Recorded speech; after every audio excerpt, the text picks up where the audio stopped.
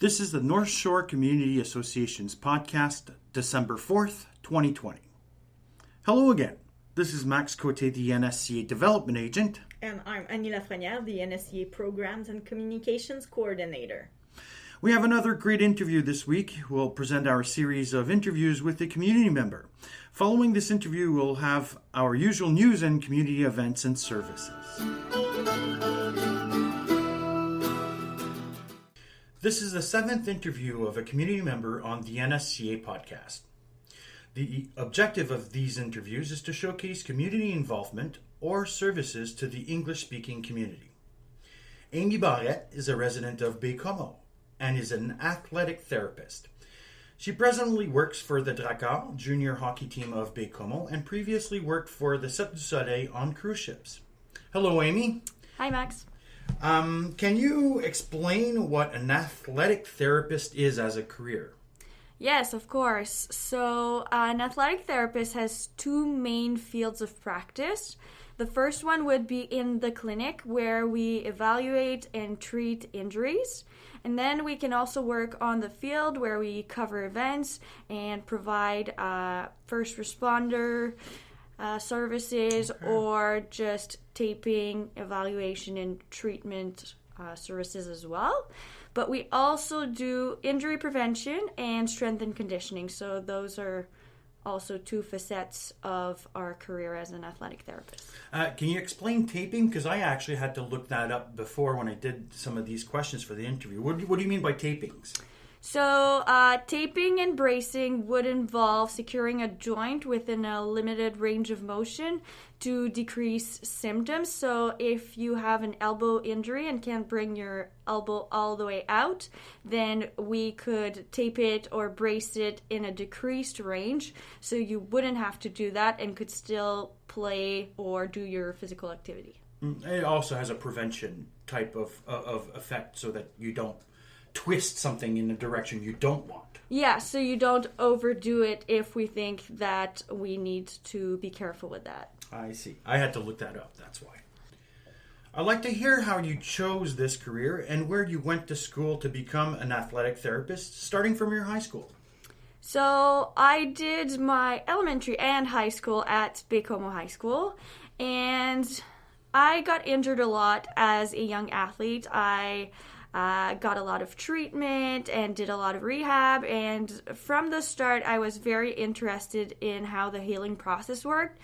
So I was very interested in learning more about that, and when I got to high school I started looking at my options, and then I saw that one of our postgraduates from Baie-Comeau High School, Bianca Bridget Rock, had studied athletic therapy, and I thought that was pretty interesting because I had never heard about it before. So I reached out to her and she explained to me that athletic therapy was a course given at Concordia and that it wasn't the same as physio but had a lot of similarities. So I looked into it, and basically what I thought was really cool about athletic therapy was that there was the field aspect to it. So the event coverage, the game coverage. So I decided that's what I wanted to study. I stayed here for Cégep, so I went to Le Cégep de Baie-Comeau and did my natural sciences there, and then I applied to the University of Concordia and did my bachelor's degree there. And I specialized in athletic therapy, which is now a 4-year course that includes 1,200 hours of internships, so pretty cool course.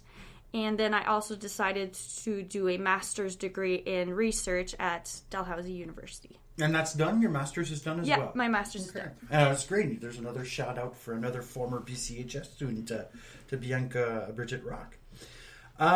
You recently came back to work for the Dec4, but you previously were on cruise ships working for a troop of sept-îles athletes. How are both of these contracts different? They're different, but they're very similar in a way. So basically, with both groups of athletes, I got to travel, I got to cover their practices, I got to cover their main events, and I had the same roles with both. So I was involved in not only treating injuries, but also preventing injuries. And I also had a strength and conditioning role. So that's how they were similar, but they were also very different in the sense that with hockey, you have 24, 25 hockey players. So they have pretty much the same needs. But with Cirque, you have 20 artists who pretty much all do different things. They're different genders, they're different ages, they're from different countries.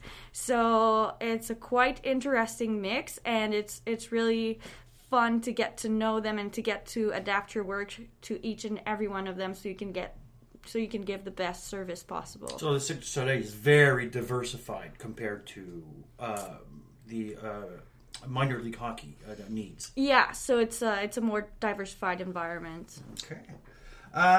You don't always think of secondary work conditions when you choose a career, but I realize that you travel a lot in your profession. Where did the cruise ship bring you?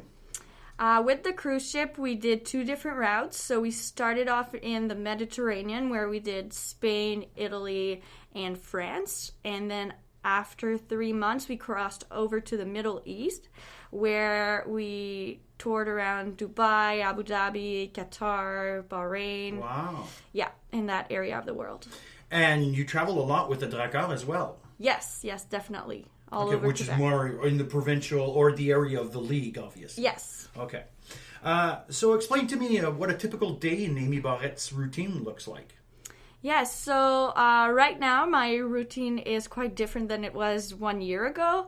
So on a daily basis, in the morning I'll work out, then I'll get some charting done. So charting is pretty much writing down your patient's notes and stuff, and then building injury programs and that kind of work. And then I'll head over to the arena and I'll do the strength and conditioning for the hockey players, because this year my role is only as strength and conditioning coach with the Dec4.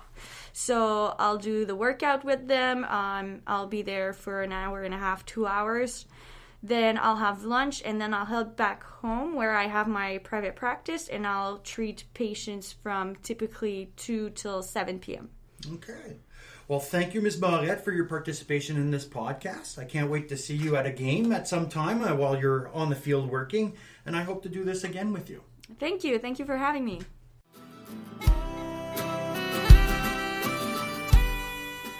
I hope you enjoyed Amy Barrette's interview about her profession. Now we'll present the community events and services.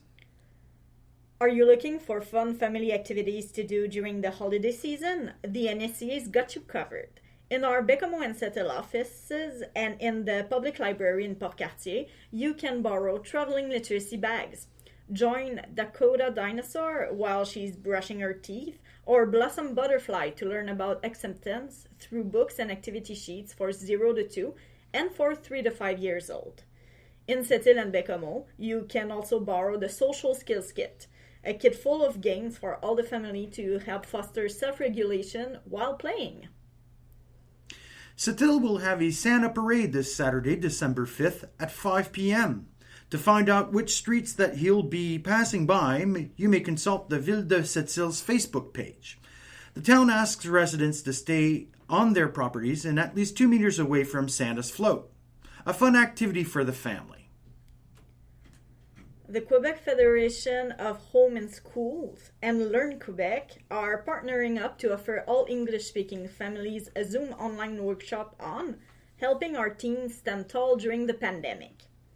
At one time or another, you have been told, just be yourself. But what happens when we're not sure what that even means? Now more than ever, teens need their parents' support and involvement to help them solidify who they are and where they stand. This webinar will offer strategies and tools to help support parents in this invaluable role. The webinar will be offered December 9th at 7 p.m. If you are interested to register, go to learnquebec.ca/pandemic teams. You can also go to qfhsa.org for more information. Are you looking for a great gift to buy somebody but have no idea what? The NSCA has a few publications that might interest you. For youngsters, we have a children's book, A Christmas Story. It's a great local story and is in both languages. For the older crowd, North Shore Memories, Volume 1 and 2 are super interesting local stories told by our very own seniors. And if you know somebody that likes to cook in the family, we also have Hometown Favorites, a collection of recipes from the North Shore.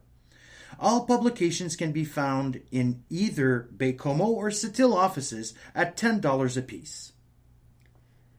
Baie-Comeau High School is starting their annual food drive until December 16th.